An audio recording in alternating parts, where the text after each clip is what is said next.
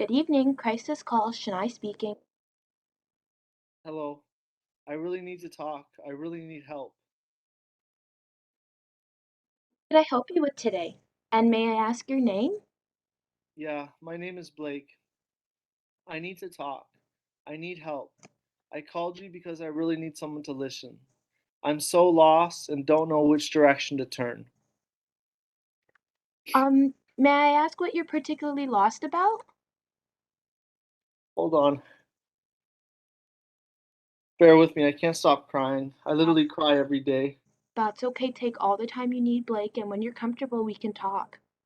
Just give me a moment. It's so hard for me. I'm so ashamed. Just give me a moment. No problem.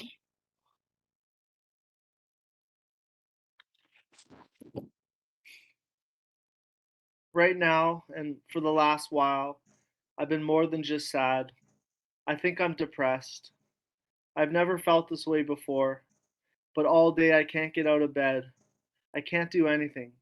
I feel like a deer lost in the headlights. Everything is so hard. Days go by so slow. Weeks seem to go by so fast. Nothing in my life makes sense. And everything is too much to bear. Everything is completely and utterly overwhelming. Yeah, sometimes people feel overwhelmed, and that's completely fine, Blake. I just want to know what's overwhelming you. Is there anything necessarily that's changed? What's overwhelming you? Well, it's hard to explain. Like, I literally lay in bed all day. And still, while I lay there, I can barely sleep. I spend all day looking at the ceiling, praying for a way out, praying for a way to feel better. I feel trapped, and the walls in my room constantly feel like they're closing in on me. I literally cry all the time. Fuck, I'm even crying right now, right as we speak. I'm so ashamed. I'm so pathetic. I'm so lost. I don't know which way to go and which direction to turn. Days turn into nights and nights into days. Time moves so slow, but my mind is a race that won't stop, no matter how hard I try not to think and not to dwell. I'm so scared that I'm terrified. I'm having panic attacks constantly. At times, I feel like I'm dying. At times, I feel like I'm having out of body experiences. I'm numb, but I hurt in my mind. I feel like giving up. I feel like running away, but I'm so scared I can barely move. And even when everything I'm going through, I have no idea what's causing it. Yeah. Um, Crying is nothing to be ashamed of, Blake. It Panic attacks happen and they're scary, and feeling scared is okay. And all the feelings that you're feeling, they're okay and they're normal. And it's scary, yes, definitely. Tell me about what tell me about the change, like I'm trying to pinpoint what exactly changed in your life that made these panic attacks happen or these overwhelming feelings happen. Is there anything necessarily that might have changed in your day-to-day life? Well, if I was to pinpoint it, it would have to be my relationship with my girlfriend. About a month ago, I found out that she was cheating on me with one of my very good friends. And she left me. She broke up with me and she broke my heart. And for the last month, ever since, every day since, I've been so depressed. And I'm so sad and I'm so alone. And I feel like I lost the love of my life. And ever since she broke up with me, the days have been getting harder and harder to deal with. Yeah. Um, Although it was a breakup, you still lost someone and you go through a grieving process. And although it's not a physical loss, you still definitely lost someone, and that grieving process is okay, and grieving is okay, and people feel down when they're grieving, especially when you essentially lost two people, you know? Um, though the thing about breakups, Blake, is that there's always a come around. People go through breakups. The thing is that it gets better, you know? And it's I hope harder so. said than done. And I definitely can understand that. I hope so. I hope so much that it gets better because literally, like, as the days go by, it just seems to get worse and worse. My loneliness gets worse, my isolation, my sadness, my depression. um, my thoughts of guilt, my shame, being embarrassed, like right now, I'm crying and I'm a man and I'm crying. I'm so embarrassed. I'm embarrassed by my emotions. I'm embarrassed by the fact that you're listening to me and you're a woman. I feel weak and I feel small. I feel insignificant and everything matters to me, but I honestly believe I don't matter at all. Well, I would like you to know that you do matter, your feelings matter, um, your opinions matter, and yeah, everything what you're saying is validated and it doesn't have no use. It's of use. I would like to point out that it was a huge strength and it is brave for you to take the time to talk to me, no matter your gender. So you're saying it's okay to cry in front of a woman? Definitely crying in front of a woman, in front of a man, a dog, a cat, a child. Crying is okay. Crying is a normal, um, it's a normal reaction that people have no matter who you are. You start off as babies crying. So why do you have to stop crying now? I definitely think it was a stigma that has been placed into society, and it's unfair that your feelings have developed well, not really developed, that you feel like you have to stop your feelings because of what society has put onto you. Yeah. Like when I'm done crying, like right now, I'm not crying. It feels like a release. Like when I let my emotions out and I don't bottle them up, the weight of the world seems to lighten a little bit. And the only other release that I have is when I sleep, and I can barely do that. My mind just races and races because of my anxiety, and it feels like a race that I'm losing. My friends told me, go see a doctor, so I did, but she ignored me and she disregarded how I was feeling. She didn't even care and she didn't even help a little. So that's why I called you. I need someone to help me. I need someone to listen. Well, I'm glad again that you did call, and sometimes you do just need someone to listen, and you taking that step was extremely brave. I'm sorry you did have that experience at the doctor's. Sometimes in the healthcare system, people go really fast and they're not really recognizing the mental signs that people might have. So, again, I am sorry for that experience. However, I would like you to know that I am here, I am listening, and you are heard, and I'm here to support. Thank you. No problem, Blake. I just want to ensure your safety a bit. Um, Yeah, go ahead.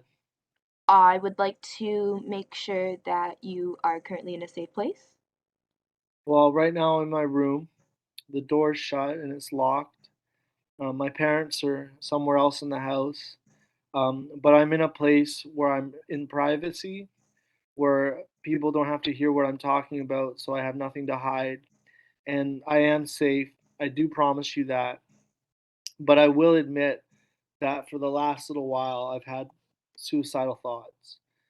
I've thought of suicide as a way to escape and as a way for the pain to go away and for the despair to end and the sadness to go away and the tears to stop. And every day I wake up and usually I have suicidal thoughts early in the day in the morning when the day is so big, when you first wake up. And that's when I have the thoughts the most. But right now I can promise you I'm safe. Yeah, sometimes when life gets difficult, people consider different options, and sometimes it's harming yourself, in the most ultimate way. And I'm so glad that you're comfortable to share this information with me and that you feel safe to share this information with me. And I would like you to know that your feelings are safe and supported.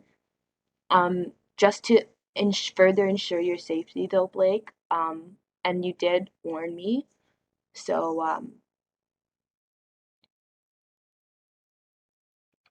yeah, you did warn me, so I am not worried. Though, if you are ever actively considering suicide and have an active plan, then I am obligated to report this to authorities. Well, to be honest, I don't really have a plan. Like, I don't really think about ways to do it, you know, or a date to do it, or like how I would write a note or what I would write in the note. I don't think about like hanging myself or slitting my wrists or taking too many pills. Like, I just think about literally I just think about, oh, life would be so much easier if it wasn't around. Like, life would be easier if I wasn't alive. That's what I think. But for in not in I'll be honest, I haven't been planning it. I haven't been, kind of strategizing how I would do it. I just feel that it would be an escape and then it would make things a lot easier.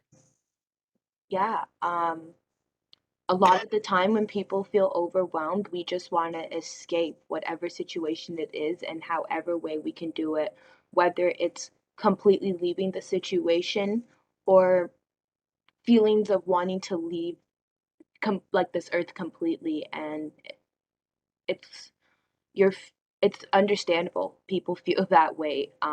Well, But here's the thing, like, when I sleep and I haven't been sleeping much, but when I sleep and I don't dream, I don't feel anything.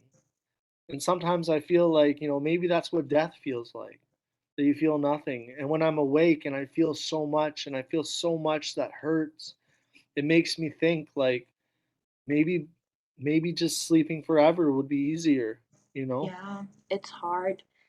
It's hard when you have those overwhelming feelings constantly bothering you, especially when you feel so isolated and you feel so alone. Um, Tell me how you cope with these feelings, Blake. What do you do? Well, one thing I started doing, I started writing. Um, I started journaling. Um, my older brother recommended it to me because he could see, like, I didn't tell him like what was going on, but he could see something wasn't right.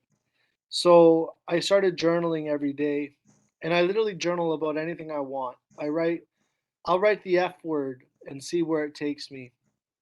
And very often I write about reasons that I'm hurting or reasons that I'm in pain or reasons that I'm sad or that I'm depressed. And I'll write reasons why I want to give up and why I want to die and why I want to commit suicide. But then I always continue writing to a point where I have a conversation with myself and I talk to myself and I talk to myself about the things that I love and the people that I love and the people that love me and the things that I've done in my life that make me proud. And when I write about these things, it takes me out of my despair and it reminds me that I have a lot more to live for than I realize. So I write gratitude and I write late at night before I go to bed, as a way to comfort me and as a way to have someone to talk to because literally I haven't been talking to anyone. I haven't been talking to my friends. I haven't been talking to my family. I did go see the doctor, but that didn't help. And besides you, I haven't really been talking to anyone. Yeah. Um, it's good that you are journaling. Journaling is such a positive coping mechanism, It does and help. It it's really does. great that you have learned to express those feelings, um, writing in a journal.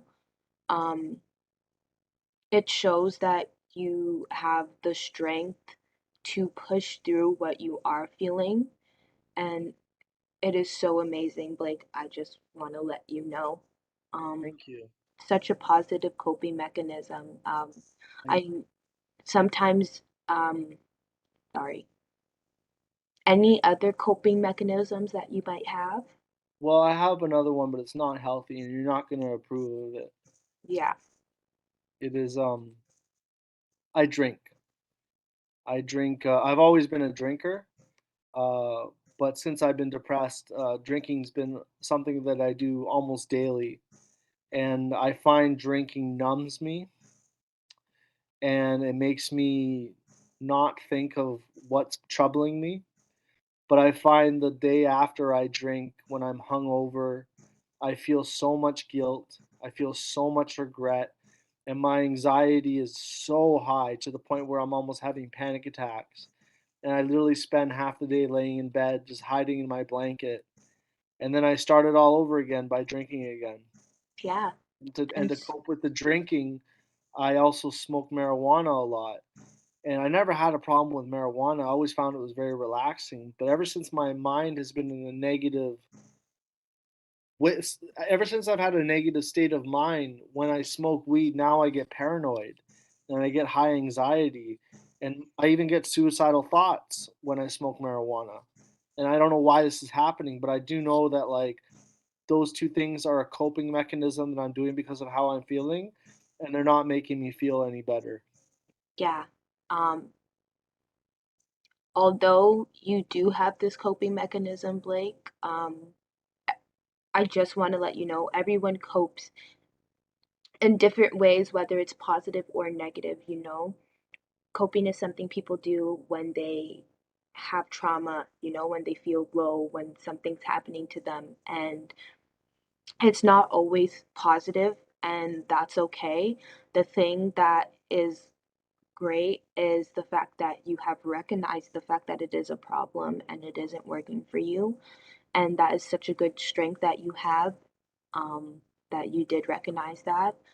You Thank you. mentioned how this is affecting your essential home life. You haven't really been leaving home much. So, what does this mean for your outside life, your social life? What have you Oh, been doing? I'm terrified of tomorrow. And the reason I'm terrified of tomorrow is because today's a weeknight and I'm supposed to go to work tomorrow. And for the last couple weeks, since my depression's been really high, I've been giving them excuses of why I can't come into work. And it's getting to the point that my absenteeism, it's so frequent and without really any explanation that I think I'm going to get fired. So I'm really scared of what's going to happen tomorrow. I don't think I'm ready to go back to work, but I'm afraid that if I continue not going to work, they're going to fire me. And I'm afraid to tell them that the reason that I'm not going to work is mental health related because of the stigma that comes with having a mental illness. I don't want them to judge me. I don't want them to think that I'm crazy or that I'm incapable of working or that I'm inadequate or that I'm a a hazard or I just I just can't go to work, and I'm afraid what that's going to result into. Yeah, um, it's completely understandable. It's a scary situation, but you mentioning the fact that it's a stigma, you know, that stigmas, well, you might not know, but stigmas are their negative views on opinions and thoughts that aren't necessarily always right, right? And they are workplace laws in place that are there to help people that are struggling with their mental wellness, you know? Well, I'm just afraid that they'll think I'm a liability because they'll It's say, not a it's not a liability to be feeling low or to it's just like having a physical injury. "Yeah, you think so, eh?" I know so. I definitely think so. That does comfort me a little. I do like my job, like when I'm feeling good, and I don't want to lose it. And if I did lose it, I don't know what I'd do, and I don't know if that would just make me feel worse than I already do because I've never felt this bad my entire life. Yeah, it's completely understandable, and you're essentially doing this alone. You mentioned not really talking to anyone anymore, isolating yourself. Tell me about that. You said your friends got you to go to the doctors, so Well, it seems like they have noticed something. they Um, knew that there was something wrong because I would stop answering the phone and they would come knock on my door and I would have an excuse like, "Oh, I've got a cold," or or I'm just not feeling up to it, hanging out. And then they kind of intervened and they were the ones that talked me into going to see the doctor. But even still, like even though they do know something's wrong, I find reaching out to my friends very difficult um, because I don't want my burden to become the burden of others. And also, I haven't been reaching out to my own parents because they have a lot on their plate, and I don't want my problems to make their life harder. I've kind of been a closed book. and I haven't really opened up to anyone, and I haven't really created a support system that would help me get out of this mess that I'm in. And honestly, like, I haven't really talked to anyone besides you. Yeah. Well, just talking to me is a good step. It's a perfect step, and it's a step that will definitely help you. Though I do think reaching out to your relatives and friends is a good idea. You don't Yeah. even necessarily have to say how you're feeling, but just having that connection and that friendship there might bring your spirits up, you know? Yeah. Um, give one of your very, very close friends a call. You know, you don't even, like I said, you don't even have to tell them how you're feeling. Well, You there's can I ask do how have they're one feeling. I do have one friend. He's my best friend. His name's Adam, and we've been friends since we were kids. And we've been friends through the best times of our lives, and to the hardest times, and we had the most fun, and we've always been there for each other no matter what. I was even a groomsman at his wedding, and if I could open up to anyone, I'm sure I could open up to him. Yeah. If you're comfortable with it. Like I said, you don't even necessarily have to do that. And whenever you're comfortable, give your parents and relatives a call. Yeah. Ask how they're doing, or maybe just talk to them about the family dog or something. I don't know if you have a family Yeah. dog. You know what? I have 2 dogs, and I'll admit, like, I haven't really been the best dog owner lately because I haven't been taking them for as many walks as I should because I've been wanting to stay inside all the time, but they do help. They do Yeah, help. I don't know if you animals are have any such a pets. good support system. I don't know if you have any pets, but I have 2 dogs, and you know what? No matter how I feel, they're still happy to see me.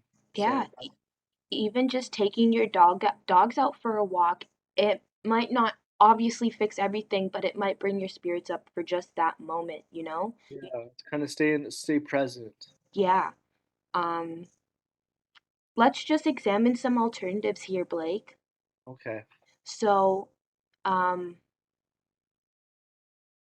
we mentioned reaching out to friends and relatives. Yeah. I hope that's something that you think you could do. You mentioned journaling, and I hope Journaling that's something you journaling is continue to helping. do. I'm gonna keep doing that because it has been helping me. Yeah. And let's talk about more support further than just your friends and relatives. How about going to see maybe a peer support worker, or maybe going to group support? Honestly, I've thought about group support. I'm kind of ashamed. I haven't really been talking to a lot of people about what's going on, but maybe being in a setting where I'm with people that I can relate with, so I feel less shame, and having people that can hear my story and they can share their story and we can give each other advice. That's definitely something I've considered. Yeah, that's definitely something that I can help make happen if you're comfortable with. Um, I also want to touch on the drinking a little bit. Hopefully, you might be comfortable with seeing an addictions counselor. Yeah. I mean, I may not be able to give up drinking entirely. It'll be really hard, but I've heard of what's called harm reduction, which is like drinking a lot less, I guess is the easiest way to put it. Um, but yeah, seeing an addictions counselor, I think will help because the drinking's not helping. Yeah, It's just making life harder. that's definitely something that can be looked into for you. Um, sorry, give me 1 second. Um, okay. I was also wondering, like it's clear that I have depression.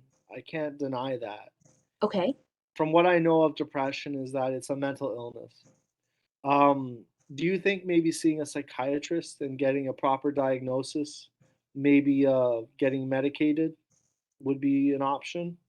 So, yeah, if that's something that you want to look into, that's definitely, I can refer you to a doctor who can then refer you to a psychiatrist. And then it doesn't even necessarily have to be medication, but you and that psychiatrist can look into options that you're comfortable with. Yeah, I can make that happen if that's something that you want. Honestly, definitely want that No because problem. if I can just feel better, if I can just feel any sense of happiness, and just any sense of relief, even if it means taking an antidepressant or a pill for anxiety, or even just having someone to talk to and to listen to me and to give me guidance, like anything like that, just anything to make my life more bearable. Yeah, definitely. That's definitely something that we can look into, Blake. Um, yeah.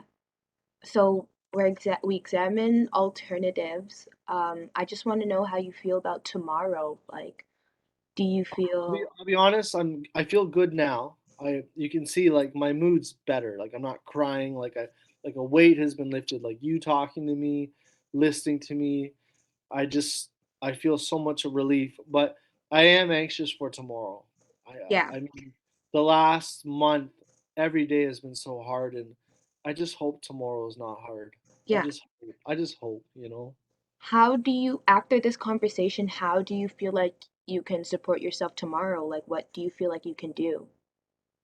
Honestly, I think not lay in bed all day because that just makes things worse. Definitely. Um, maybe write a to-do list. Little things, nothing too major, but just little things to keep my mind occupied. Maybe reach out to my friend Adam. Oh, my dogs. I've got to, walk my dogs. Yes, walk the dogs. Um, and if it comes down to it and it's late at night and I'm feeling overwhelmed, maybe put on a funny movie. Maybe Yes. put on a Home Alone or something. Like order a pizza. I don't Yeah. know. Eat Doing junk food. simple things like eating junk food, watching TV, and listening to music are other ways to help self-care yourself, soothe yourself to feel better, definitely. Well, that's something I could consider. Thank, But I will admit I'm a little scared for tomorrow. and you know what? It's okay to be scared. People that aren't even feeling as low as you are scared to for tomorrow, you know? What should I So do about my job? Should I go in when I'm feeling better and explain what happened, or should I get a doctor's note, or so whatever you're comfortable with, if you wanted to get backed up by the doctor and then go in with the doctor's note or go in yourself and just be like, "Hey, I'm feeling low," that's definitely something that can be arranged. okay? But do you feel comfortable with doing that? I think not tomorrow. I don't think I'd be comfortable to go into work until I'm starting to feel better, but I would feel better having some kind of information from a professional that I could use to support my cause. Um, because I don't want my place of business to think that I'm coming up with excuses or that I'm lying. I'm not ready to go to work, but when I do go, it'll have to be when I'm feeling better. And I do think having some kind of medical proof of what's going on is something I'd want. Yeah, okay. So, um, let your work know that you're still not feeling well. We'll get you in touch with those medical professionals, and you can take those further steps into taking the break that you need, the mental break that you need. Okay, thank you. That's no problem, Blake. It's my pleasure. I hope we can kind of make a little agreement with ourselves between each other that these are commitments that you can uphold to. Okay, Is that something that you can do for me? I promise I'll try my best. All right. Um, So, in regards to all these supports that you need, if you could give us a call at 905-555-5555, we can set up um, doctor appointments, we can set up that peer supports and the peer support group, and we can also set up um, meeting up with a addictions counselor. Perfect. All right. How are you feeling after this call, Blake? Honestly, I feel less heavy. I'm not crying. Um, I feel like someone finally really listened to me, and I feel like I finally really opened up. I maybe one of the reasons I was so alone through everything is the fact that I've been such a closed book. And I think talking over the phone was easier because I think being face to face would have made me very shy and very embarrassed. But talking to you, I'm not gonna lie, really did help. And I don't feel perfect. I still feel anxious and a little worried, but I do feel a great sense of relief, and I'm very very grateful for all the advice you've given me and all the ways that you've expressed how to help me. And I just want to say thank you so much. No problem, Blake. It's a first step, and you're again so brave for making this first step in calling our crisis center today. You show incredible bravery and strength. I just want you to know that you are not alone and that you can call our crisis line whenever you need support. Um, Okay. I appreciate again that you called today and it took so much courage to share your story. Thank you so much. No problem. I'm always here again to support you during this difficult time. And I hope that everything in your journey works out for you, Blake. Thank you so much. You have no idea how grateful I am. And I promise if I have thoughts of, say, planning suicide or anything like that, I'll reach out before I act on anything that I can't take back. And if I need to talk to someone, I really enjoy talking to you. So I'll call your crisis line and hopefully get to speak to you. You've been a wonderful help, and I just want to tell you thank you so much. It's been my pleasure to talk to you, Blake. It's been my pleasure to open up to you. So thank you. Have a nice night and have a nice day tomorrow. Thank you. You as well. Bye bye.